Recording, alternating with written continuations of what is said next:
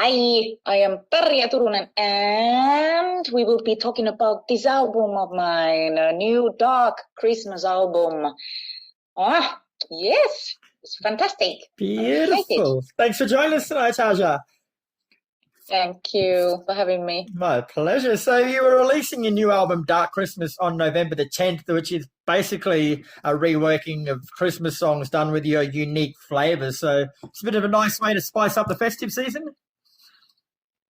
It is something, but it's like a, you can call me a Christmas woman already because I've been doing, this is my third Christmas album actually. To do an album like this, very different, very much darker than usually, even though the songs that you hear, they are the songs that everybody know.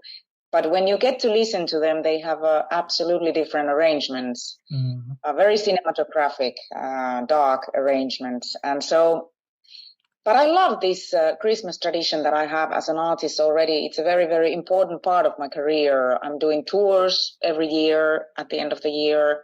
Since 2005, I've been doing the tours already. A long time. It never ends, does it? Hopefully not. So can we dive into Dark Christmas a bit deeper from a musical point of view and what you were going for with it? Yes, it's this time I chose songs that are very, very known. Even the Jingle Bells and All I Want for Christmas Is You, Last Christmas, White Christmas, songs that you really definitely know. Because, I don't necessarily enjoy myself this type of music. The music that is sounds in the supermarkets when you get over there, it's too commercial, it's all that. Yeah. So I wanted to escape from all that and make these songs more appealing to me, first of all. Okay. As an artist, and I worked the arrangement with a man called Jim Dooley in Los Angeles. He's working only and basically only for films with movie soundtracks, and so he really understood my concept that I wanted to really get was to get these songs completely different. Of course, the melody, but even, it's a completely different world when you emerge, when you listen to these songs, it's a different thing. And so there is in some songs this time I took some creepy kids, there is a kids choir involved, guitar player from Argentina. My daughter plays drums. Oh, nice. And the symphonic orchestra and my voice, that's about it. Yeah. So the album's actually called Dark Christmas, of course. So before we get any further, what makes a dark Christmas in your opinion? The songs, their arrangements, very much. It's an album that I thought of the lonely souls in Christmas. How many of us we really don't enjoy, or we cannot enjoy, or we don't find the joy of Christmas because we get to think about the people that have passed away, that are not longer among us. So I thought of those people when I worked on this album, the ones that do not enjoy the commercial side of Christmas music. They might, I really hope, they might find this album appealing to them. Because music is therapy. It's therapy for so many ways. Music is there when you feel down. Music is there when you are sad, or when you least expect. Music can give you joy. And so this is the album that I thought of, doing for those lonely souls in Christmas. Very beautiful. And you sort of touched on this before, but this time you brought in a children's choir. So tell us about that idea and how they contribute to the sound on the album. We have neighbors here, and I have a daughter, 11 years old, and we drive their kids and ours to school. We do like a carpool thing with the parents, and we have been playing some Christmas songs for these kiddos and trying out which ones they really know. All of the songs that are on the albums, the children, they were singing them in a car, and they were like chilling and singing and knowing the melodies. And so I said, this is the song I need to do. This is the song I need to do. So I was checking out doing my set list. These are the songs I need to do because of the children. And then I thought of involving them. So actually, I went to the school of my daughter. This is my eldest Scarlett. Hey, Oh, how old are you? 9. My daughter Naomi is 11, so you are almost the same. Wow! Yay! Back to bed now. Sorry. That's great. So yes, I went to the school for my daughter and I talked with the director that if they would be interested, because I have seen them performing and making plays and productions. So I would like to involve them on my album because I wanted to have a kids choir that is not professional. You know, when you watch a movie and you see children in a spooky, scary movies, the children are the creepiest ones. So true. So true. Yeah. So their voices, they are also creepy. And so on my album, I actually wanted to enhance that creepiness in these dark arrangements. And it was fantastic. We spent the day in a professional studio with the children. For them, it was an amazing experience, a new one. And they worked very hard, very hard. It was really nice. Oh. And you said your daughter drums on one track. Is that your 11-year-old daughter you've got drumming on a track? Yeah. Wow, that is sensational. She's a drummer. She's a drummer. Actually, we are waiting for the new drum set to arrive in a matter of 1 week or something back home. She is a drummer. She also plays piano or sings, but drums, that's her instrument. Wow, there's nothing better than seeing your kids do something with passion like that, is there? Yeah. It is wonderful to see. No, I am, of course, my daughter was born with the parents that both work with music. Okay, it's in her blood, in her kind of cells already, in a cell level music. But I wanted to see, of course, it was interesting to see, in your case also, to see where your daughter, what is she really willing to do in her life? What is her passion? And yeah, I see that my daughter is getting into that without me really pushing her into that direction. It's in the blood. It's in the blood. I've always said that. Yeah, exactly. Beautiful. And you've also chosen to rework Mariah Carey's All I Want for Christmas Is You. There's Paul McCartney's Wonderful Christmas Time and Last Christmas by Wham. Like, why choose those covers to cover, I guess, and how have you made them your own? Very big challenge. Yeah. Very big challenge to take a song like All I Want for Christmas Is You from Mariah. Like, wow, that's the song that she made. It's the most popular song from her. I mean, hey. But, I had my trust in Jim Dooley, that is the man behind these arrangements, that we had an album already together with him, and he's super talented, and he really worked hard with this. Of course, we were going through some experiments with the songs and which one of the arrangements didn't work in the beginning, and then it started working out. And you needed to try and error, and it was really wonderful to see that it is possible to take a song like Jingle Bells and completely go somewhere else with it. It's the beauty that we have when you get to be open-minded, you need to really get away from your box of I've known and learned how to do things. Yeah. I'm a classically educated musician. I have been studying so many years, and it was for me very difficult in the beginning to start writing songs. After Nightwish, I started writing my own songs, and so it was very difficult for me to get away from all what I've learned. Open up and go with the flow and, do things in a way that you've never done before. But that is about the progression that I myself personally, I want to do as an artist. I want to be open-minded and I want to try. If I feel I would be able to do something, I go for it. It's a beautiful challenge. It is indeed. Now, Christmas carols are normally reserved for children and stuff. So would you say that your album, Dark Christmas, is still suitable for children? Oh, absolutely. I think the children will yesterday, I went to the school of my daughter and I played these songs where the kids were singing. And they were all like, of course, they were involved on the album. They are involved on the album, so they know these songs already. But I think that there are some creepy kids, There are.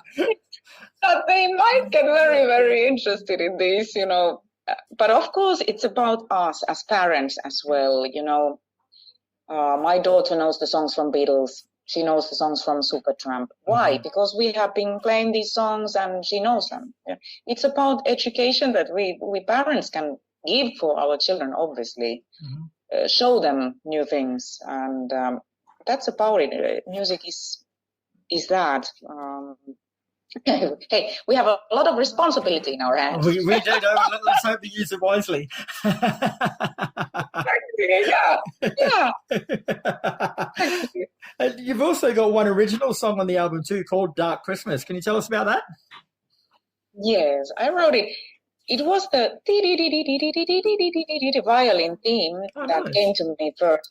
And I thought that it would be something that I would do vocally, but it didn't work out. I said, no, it needs to have an instrument that can breathe and do it. And so I called for my friend Mervi from Finland, Mervi Myllyoja. She recorded this violin theme for the song. But the song was, again, I wrote the song in a few minutes. It's not like, because of this thing, that there is not such pressure on my shoulders when I work in a project like this. I have a lot more pressure on my shoulders when I start writing rock songs for my rock albums. I bet. Well, you got 12 months to do these, haven't you? I don't know why is it that I am doing that to myself. Like, I'm really punishing myself and really I'm struggling during the songwriting process for the new album. I am on it, actually. Nowadays, I'm currently writing the songs for the new rock album, but it's like, for this music, for this Christmas music, it's like, it's just there. It's easy to lay down something like that. Dark Christmas, it's of course, it has the connection with Finland, with my home country, with the darkness there, with the environment that is there during this time of the year. It's really dark. Also, I know that there are a lot of lonely people in that country during Christmas. Yeah. And it's hard time of the year there. So with that inspired, I wrote a song, Dark Christmas. That's beautiful. And it also comes with a music video for each song on the album, and there's a full-length music feature film as well. Tell us about that. Do you like creating work for yourself? Yeah, well, instead of focusing in one song and making a music video for one song, we decided to film all songs, like kind of in a row. In a very cinematic way. We did it in Poland with a company that is working with films and in TV in general. We found a really great partner there. Of course, we didn't do another Lord of the Rings. You can't expect that. No. But it was something that the music gets you there. When you have an image around, it's somehow more appealing when you are talking about this kind of cinematographic music. It's really like it needs the image. And at the moment, we are currently discussing with many cinemas, actually all around the world, globally, to do a pre-listening party for the fans, that they can go to the cinemas and really listen this album with the Dolby Atmos mix that we prepared for the album. Yeah. So it's already happening. It's happening, and it's going to happen in many, many countries, that the fans get to hear the album with the Dolby Atmos mix in the cinema, that with the screens, with the images that we filmed. It's a wonderful thing because it's something completely different that I've never done before, but it really suits on this project. Oh, very nice. Well, before we let you go, Tarja, we started doing 3 different Spotify playlists for heavy listeners to get to know the artist better. So using songs from anywhere in your career, so it could be with Nightwish, it could be solo stuff, anything from your career, but one for a playlist to get the party started, one for a playlist to save your marriage, and one for a playlist that could potentially end your marriage. Oh my God, save and end. Yeah. Holy cow, that is really, really tough. Save your marriage. Playlist or song? One song. Playlist. So one song of yours to add to the playlist. Okay, the end, the marriage. Yeah. love to hate would be the end of the marriage. Okay? Yeah. Save the marriage. It will be you and I. You and I? Beautiful. And how about one to get the party started? Yeah. Have you got Party started. Yeah. That is Dead Promises. Dead Promises. Sounds like a party song. Beautiful. Yes. Good one. Okay, well, thanks very much for your time tonight. It's been an absolute pleasure speaking with you. The album Dark Christmas is out November 10th, and from what I've heard of it, she's another magnificent effort from you. So keep it up and keep smiling, and hopefully we'll see you out this side of the world one day soon. Thank you so much. Working very hard to get down to Australia. I mean, really, I've seen many bands, they've gotten their first ever opportunity to go there recently. So I'm really having my high hopes that this will happen in the near future. Well, me too. I'll speak to some people that I know and I'll see if we can push the process along for you. Perfect. Thank you so much. No worries. Enjoy the rest of your day and happy Dark Christmas to you. Thank you, you too. Bye.